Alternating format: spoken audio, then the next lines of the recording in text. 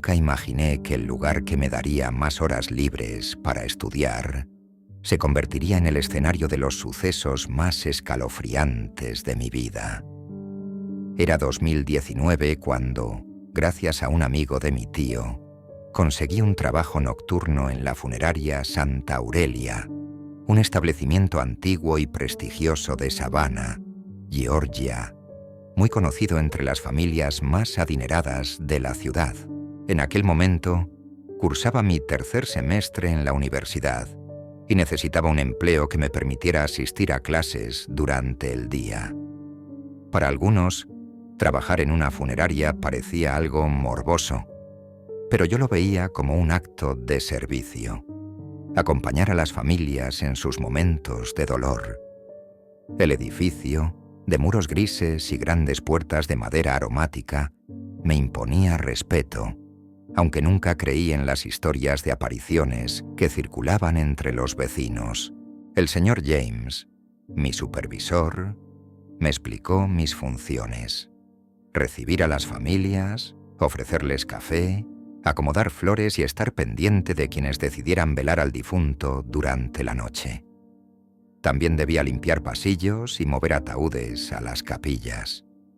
Yo procuraba dar siempre un trato cálido, atento, distinto al de otros compañeros que se limitaban a lo mínimo. James apreciaba mi sensibilidad, aunque eso generó ciertos recelos entre los demás empleados. Con el tiempo acepté los turnos más solitarios. En la madrugada, los pasillos parecían interminables. El aire frío se colaba por las ventanas y los sollozos lejanos se mezclaban con el chisporroteo de las velas. Me acostumbré a esa atmósfera de silencio y penumbra, hasta que una noche ocurrió algo que aún me persigue. Aquel día debía preparar una sala para un servicio pequeño. El difunto era un bebé de pocos meses. Sus padres llegaron devastados y la tristeza llenó cada rincón. Tras la medianoche, todos los asistentes se marcharon y, hacia las 3 de la mañana, los padres también se fueron. Me sorprendió que dejaran al pequeño solo, pero lo atribuía al cansancio y al dolor insoportable. Mientras revisaba los pasillos, escuché murmullos en otra sala. La puerta estaba entreabierta y decidí entrar. Allí se velaba a un hombre mayor. El ambiente era extraño. El aire estaba helado a pesar de la cantidad de gente, y el olor a incienso lo impregnaba todo. Entre los asistentes reconocí a Grace, una compañera que me dijo que la mayoría ya se marchaba. Me quedé un momento para atender a los dolientes, y entonces la vi. En la última fila, apartada, una anciana de cabellos blancos recogidos en un moño lloraba desconsoladamente. Vestía con sobriedad elegante, pero lo más perturbador eran sus manos temblorosas cubriendo su rostro arrugado. Se estremecía de dolor, sin levantar la mirada. Avancé unos pasos, preocupado de que pudiera desvanecerse, pero apenas giró la cabeza y, enseguida, me dio la espalda. Su rechazo me resultó inquietante. En ese instante, Grace me llamó desde la puerta para ir a cenar. Miré de reojo. La anciana se levantaba lentamente, tal vez para acercarse al ataúd. Decidí dejarla sola. 20 minutos después, regresamos. La sala estaba más tranquila.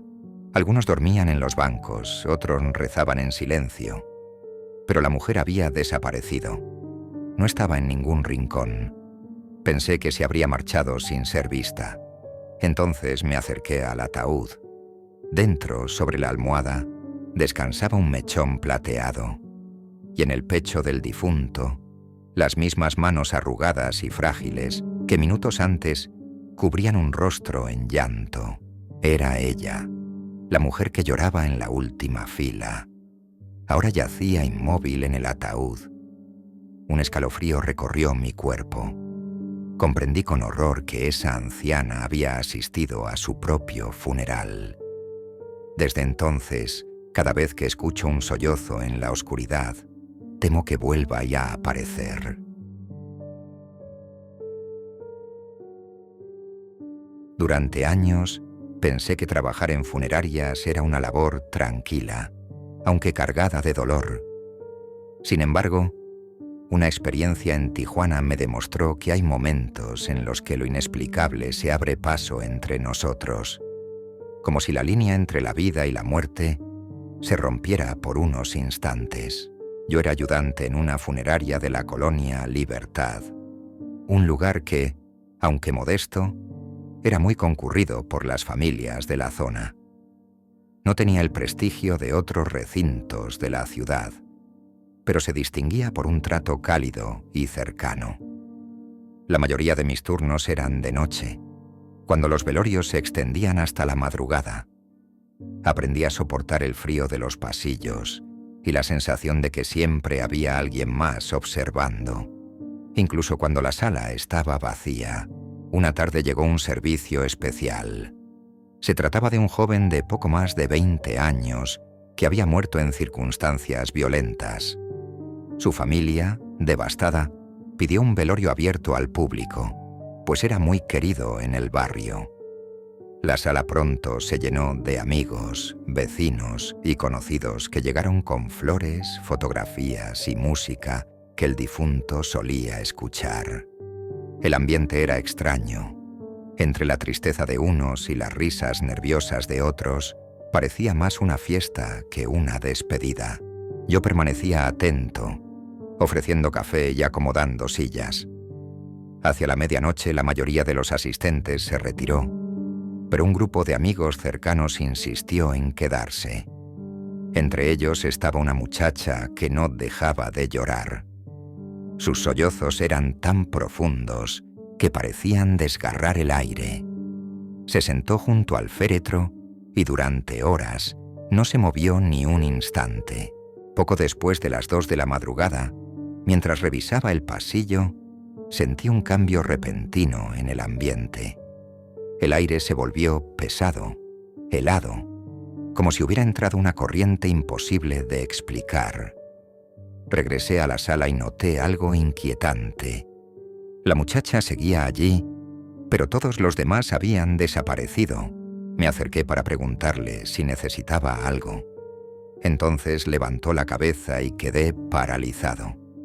Su rostro estaba cubierto de lágrimas, pero lo que más me estremeció fueron sus ojos, oscuros, profundos, con una tristeza indescriptible. Apenas abrió la boca para susurrar algo que no entendí. Cuando intenté repetir mi pregunta, la luz de la sala parpadeó. El ataúd crujió levemente, como si algo se moviera en su interior. El corazón me dio un vuelco. Miré hacia el féretro y vi lo imposible. La tapa temblaba, como si el joven estuviera golpeándola desde dentro. Retrocedí un paso, aterrado.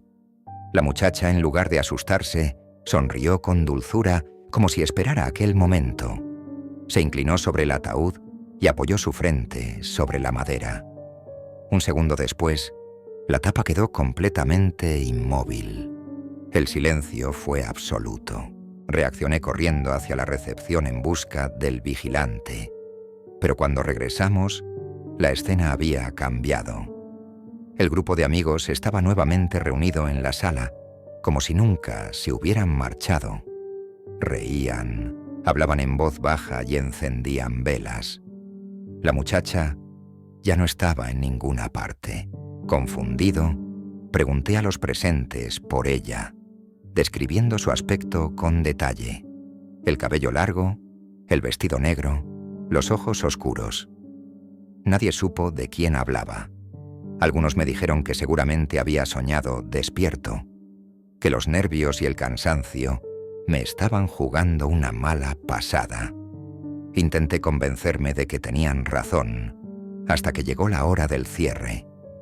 Mientras ayudábamos a la familia a despedirse, la madre del difunto acarició el ataúd y dejó caer una fotografía sobre la tapa. Me incliné para recogerla. Cuando la vi, un escalofrío me recorrió la espalda. Era la misma muchacha, la misma que había llorado toda la noche, la misma que había sonreído cuando el féretro temblaba. pero en la foto no estaba viva. Era una imagen antigua, amarillenta, donde aparecía junto al joven difunto. Según la madre, había sido su novia y había muerto en un accidente hacía más de 2 años. Desde entonces entendí que, en Tijuana, algunos funerales nunca terminan. Hierro Negro era un pueblo pequeño, polvoriento, escondido entre montañas y caminos de terracería. Allí todos se conocían, y las historias de aparecidos y brujas circulaban como si fueran noticias cotidianas. En medio de ese ambiente se levantaba una funeraria humilde, casi improvisada, que servía tanto para velorios como para pequeñas ceremonias religiosas. Fue allí donde presencié uno de los sucesos más perturbadores de mi vida. La tarde comenzó como cualquier otra. Habían llevado el cuerpo de un hombre de unos 50 años que había muerto de manera repentina. Nadie hablaba mucho de las circunstancias, solo que su deceso había sido inesperado. La familia, gente trabajadora del pueblo, decidió velarlo en la funeraria. La sala era pequeña, apenas con bancas de madera, un par de ventiladores y unas velas parpadeantes que apenas iluminaban los rostros cansados de los presentes. Al caer la noche, el ambiente se volvió más sombrío. Afuera, el viento azotaba las láminas del techo, y adentro solo se escuchaba el murmullo de rezos intermitentes. Yo estaba encargado de supervisar el servicio, ofreciendo café y asegurándome de que las velas no se apagaran. Todo parecía normal, hasta que empecé a notar algo extraño. Cada vez que pasaba frente al ataúd, tenía la sensación de que el cuerpo no estaba en la misma posición. Al principio pensé que era mi imaginación, tal vez un reflejo de las luces, quizá un efecto del cansancio. Pero la inquietud fue creciendo. En un momento, juraría haber visto que el difunto tenía la cabeza ligeramente ladeada hacia un costado, cuando horas antes estaba perfectamente recto. Decidí no mencionarlo para no alarmar a la familia. Sin embargo, hacia la medianoche, ocurrió algo imposible de ignorar. Una de las mujeres presentes gritó de repente. Todos volteamos hacia el féretro. La tapa estaba entreabierta. Corrí hacia adelante, convencido de que alguien la había movido, pero al acercarme comprendí que no. El cadáver ya no estaba dentro. El desconcierto fue inmediato. Algunos familiares lloraban, otros gritaban de miedo. Revisamos cada rincón de la sala, los pasillos, incluso el patio trasero. Nada. El ataúd estaba vacío, como si el cuerpo hubiera desaparecido en cuestión de segundos. El aire se volvió irrespirable. Varios vecinos aseguraron que aquello era obra de brujería. Otros decían que el muerto había hecho un pacto en vida y ahora venía a cobrarlo. Yo, paralizado, apenas podía procesar lo que estaba viendo. Un hombre mayor del pueblo, conocido por sus historias de fantasmas, pidió que todos rezáramos. Formamos un círculo alrededor del ataúd vacío y comenzamos a rezar en voz baja. Entonces ocurrió lo peor. De la parte trasera de la sala llegó un golpe seco, como si algo hubiera caído al suelo. Corrimos a ver y allí estaba el cuerpo, tirado boca abajo, con los brazos extendidos. Era imposible que hubiera llegado hasta allí por sí solo. 2 hombres lo levantaron con dificultad y lo colocaron de nuevo en el ataúd. Nadie se atrevió a mirarse a los ojos. Pensamos que todo había terminado, pero apenas unos minutos después, mientras el silencio reinaba, el cadáver comenzó a temblar. No era un movimiento leve. Sus manos golpeaban los bordes del ataúd. Sus piernas se agitaban como si intentara levantarse. Los familiares gritaron horrorizados. Algunos huyeron corriendo hacia la calle. Yo me quedé petrificado. incapaz de moverme. Vi con claridad cómo los ojos del difunto se entreabrían, opacos, vacíos, pero abiertos al fin. Fue en Dos Amouhom entonces cuando el señor mayor gritó con fuerza que cerráramos la tapa y claváramos la tapa con clavos. Entre varios lo hicieron, mientras rezaban en voz alta para ahuyentar lo que fuera que se estaba manifestando allí. Después de esa noche, nadie quiso volver a usar esa sala de la funeraria. El ataúd fue enterrado al amanecer, sellado, bajo la vigilancia de todos.